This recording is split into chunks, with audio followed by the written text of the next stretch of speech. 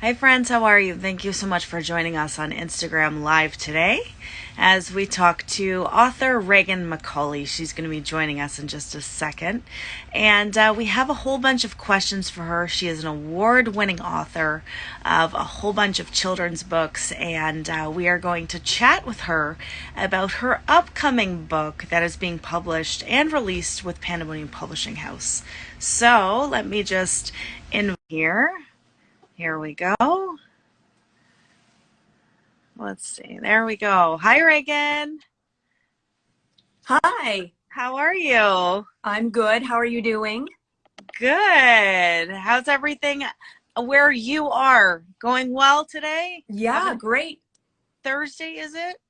It's Wednesday. Is it Wednesday? Oh, yeah, it Yeah. is Wednesday. Well, You're we right. haven't quite made it over the hump yet.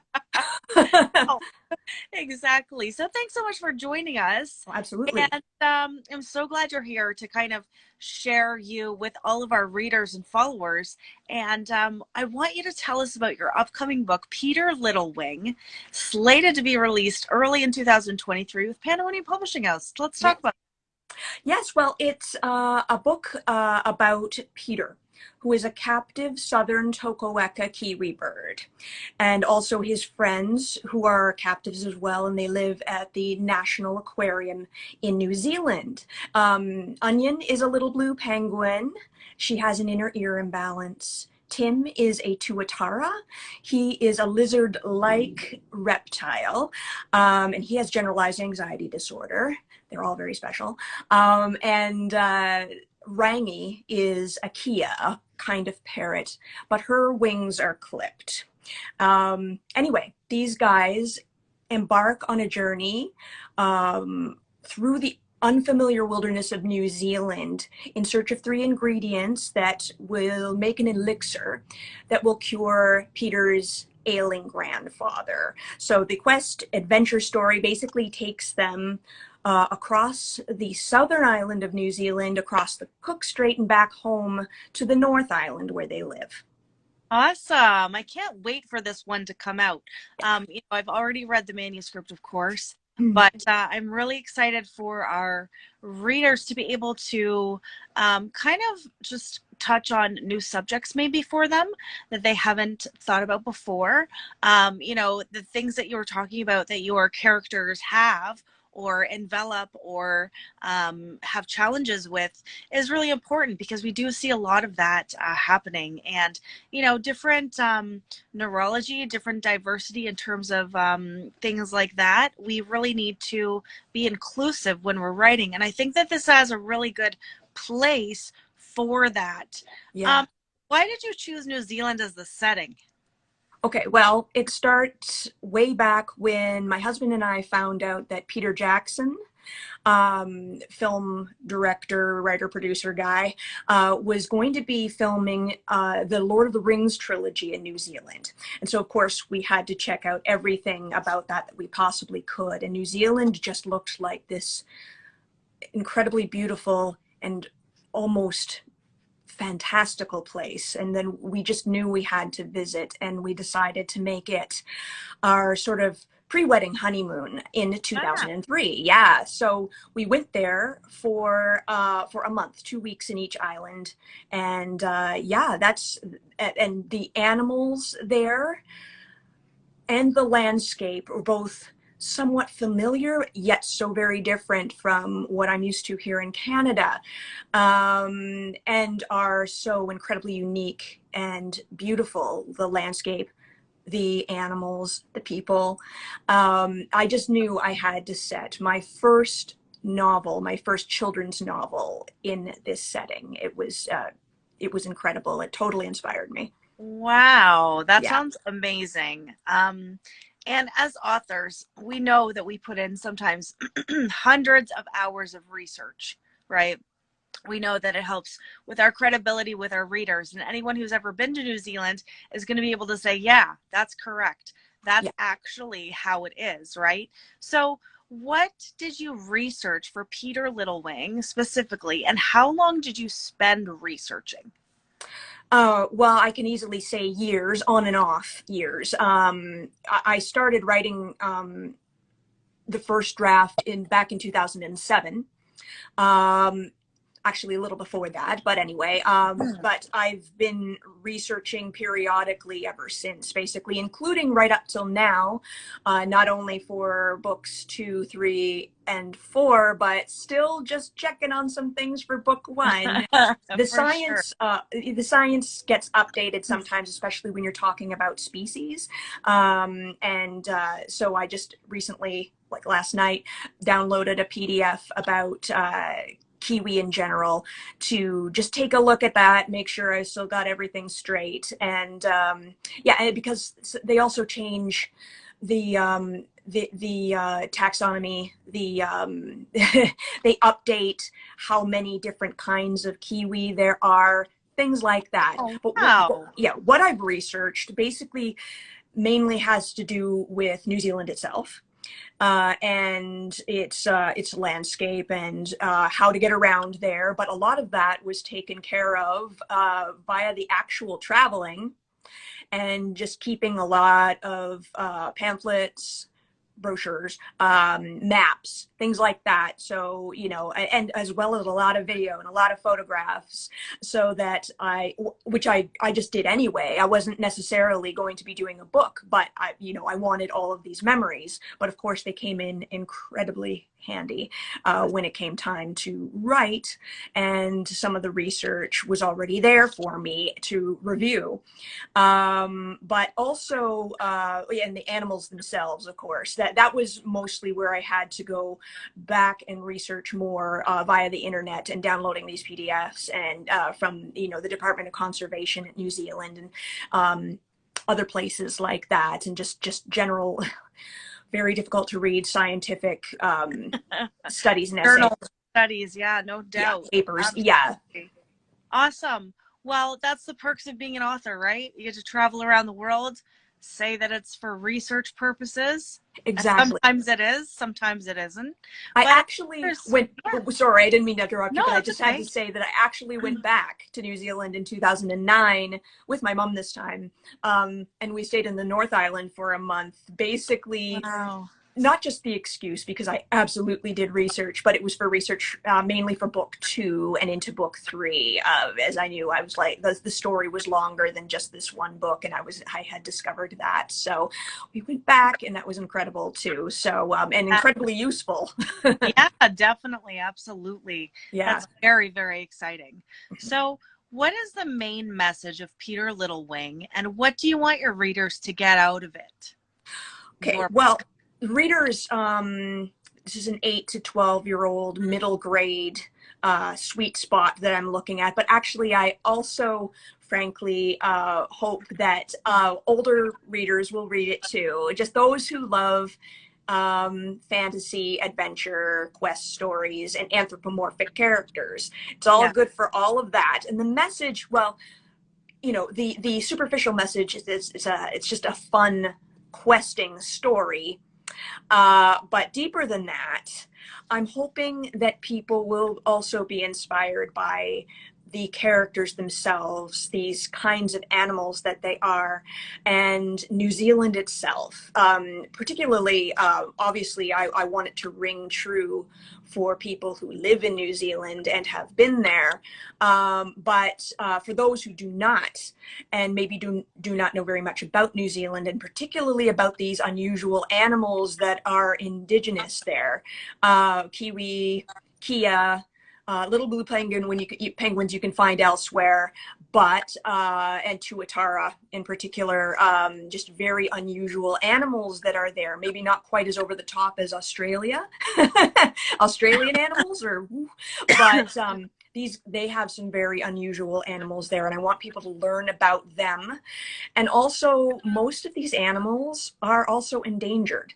So I'm hoping the story inspires people, inspires an empathy for these animals and a love of New Zealand, and just they look into it more and they care more, develop an empathy, and yeah, and then, you know, the more that people know, the more likely they are to want these endangered species in particular, but also New Zealand, which, like everywhere else, is being affected by climate change. You want to preserve these things. You want to help Definitely. save them. Yeah. And that helps people get involved once they have some kind of like idea of, this is what's going on there. This is what's happening. I just read a book about New Zealand. I want to find more out about, I want to find out more about it, that type of thing. So yeah, absolutely. That's such a great message. You have written a number of children's books and have won countless awards for those books. Well, how countless. I can count. I mean, we can visit your website and see exactly how many awards you've actually won, which is a lot. So they're all listed there. But you've written a number of children's books. How does a novel differ from writing in terms of challenges with children's books versus middle grade novels? Did you find that there was a difference? Oh, for sure. But I will just say that in the case of children's books, children's picture books, just because they're shorter doesn't mean they're easier. It's just different. It's just different work. For novels, I just find that it's more kind of more words, more research because you've got more content. It takes more time because of all of those words and all of that content. So that is really the challenge in a nutshell for me with novels, at least on the surface there. Whereas picture books, it's learning to say less and learning to be concise and keeping it to the 1,000 or less words, sometimes more like 500 words, where you're letting the artwork tell some of the story too. It's not all the words. And of course, you're writing for a slightly different age group as well. So it's just a different emphasis, really. Yeah, but the hardest thing I'd say in general, and this would cover both of them, but novels especially, I would say, is learning to cope with the revision process. Oh, wow. Yeah. Doing Editors. that honing and over, drafting and drafting. You just need to come to peace with that. Definitely. And you know what the other thing is too, is that like as editors and as a publisher, we don't edit things out of spite. We don't edit them and come back to you and be like, we actually really hate this. So you know what? Let's give her the gears and let's just make sure that we get her to revise it over and over and over again because we're evil. That's not the reason at all. Even though some people do think that, it's to make the story better, to make it saleable, to make sure that it makes sense, to make sure that all the loose ends are tied up and all of those things. So that was a great answer. Definitely the revision process. That's the biggest complaint that I get from every single author that I talk to. You have to just, even when it's not about an editor or a beta reader or a publisher getting back to you with notes, you've got to revise it a bazillion times anyway. Just come to peace with that. It's actually the heart of writing. And it's a part of your job. Yeah. Let's face it, right? Yeah. The work that has to be put in, this is what you have to do. If you don't want to do the work, then being an author maybe isn't the easiest thing to do as a career, right? And I tell people that all the time. If you're going to be an author, you got to get used to feedback and criticism and rejection and all of these different things. So thank you for mentioning that. I do appreciate that. So do you have a writing process, and can you explain it and kind of what inspires your work in general? Because you do have a lot of different themes, but you do have a lot of books about animals. So what inspires you? Well, animals obviously do. Locations and animals, whether it's just a type of animal that I want to write about, like a kiwi, for example, or if it's a pet in my life. Even in Peter Littlewing, I managed to sneak in a pet of mine that inspired me because the golden bell frog, which is Poe in the story, which hasn't really been mentioned yet, but golden bell frogs, though they are invasive, they do live in New Zealand. And I happened to have her as a pet even before we left for New Zealand. So I found out about this and I was like, oh, I must have her in my book. So definitely my own pets or animals that I have worked with as a canine and feline massage therapist, and other pet industry jobs have inspired many of my books. And my family, of course. Even in Peter Little Wing, I like to use, I try to get to everybody in my family and very close friends and use their names in there somewhere over the course of these books. So that's what inspires. And as far as the writing process, basically an idea strikes and I try to write it down, just like some notes on it, so that I can hold on to it for a while, because I never know when I'm going to be able to get to it. But when I do, I try to schedule time for outlining and drafting, and then I try to stick to it. Then the revising schedule is basically like like I pick a month or whatever, and 3 days a week I'm doing 2 chapters at a time, and then I just repeat that process over and over again after beta readers, editors, publishers get back to me. So Definitely. Oh, that's awesome. Excellent, excellent process. As your publisher, I approve of that. Thank you. All of our authors. So you've been an author for a long time. Is it 10 plus years? Is it more than 10? Yeah. So do you have any advice for aspiring authors? Well, I'll keep it simple. I'd say, similar to what has turned out to be topics of this conversation: revision, come to peace with it, and research. Make sure it's authentic. That, and just make sure you learn about the marketing process. But that's for later, and that's a whole other conversation, so I'm not going to get into that, but that's my general advice there. Definitely. As your publisher, again, I approve. So you're checking off all the boxes for an ideal author. Awesome. Want to work with. Yeah. Marketing is huge. That is a whole other can of tomatoes. And you just, like, once you go down that rabbit hole, it's so much fun, but it's so much work. And I'm very much still on that learning curve. Not even sure quite where, but so much to learn, and, probably a lifetime. Yeah.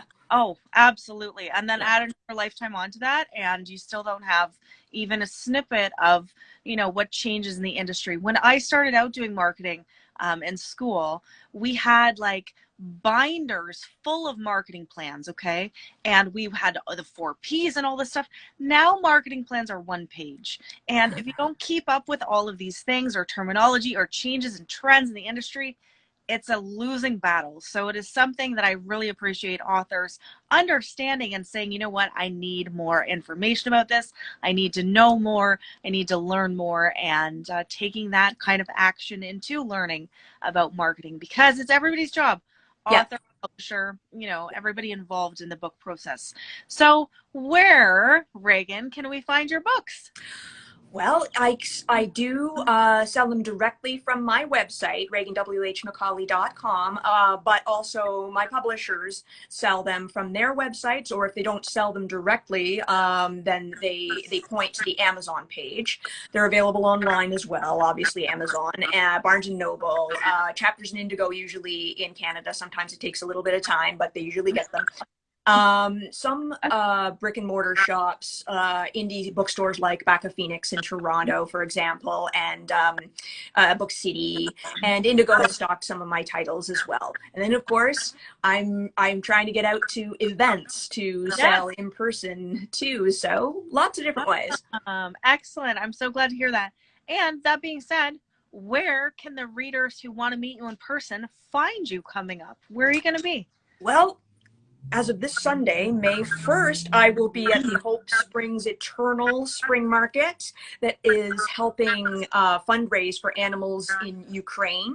That's at the CSI Annex building at 720 Bathurst Street in Toronto.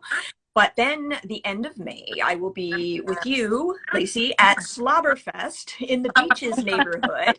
As I believe that's Saturday, May 28th. Yes. And then in June, I will be launching a new picture book called Chloe the Feathered Parrot. And it will be at the Bampot Tea House in the Annex neighborhood of Toronto, not very far from actually where I'm doing the Ukraine fundraiser as well. But yeah, that will be probably June 18th. It will be officially announced soon. And I will also be doing a couple of readings for people in person, but that component will also be available virtually. Awesome. Yeah. That is so wonderful. So you are very, very busy. Yeah. And I just want to thank you from all of us for taking time out of your day to chat with us on Instagram Live. And we will definitely put a link to your social media where people can find you, and then they can purchase your books there. And we can't wait for Peter Littlewing to come out. So thank you so much for joining us. And we'll bring you Thank back you. again soon once it comes out. Yes, yes. And yeah, absolutely. And thank you so much for having me. It was wonderful. My pleasure. Thanks, Reagan. Have a great day, everybody. And make sure that you tune into our channel frequently as we have different authors on with different interviews. We have special guests and upcoming events at pandamoniumpublishing.com. Have a great Wednesday, everybody.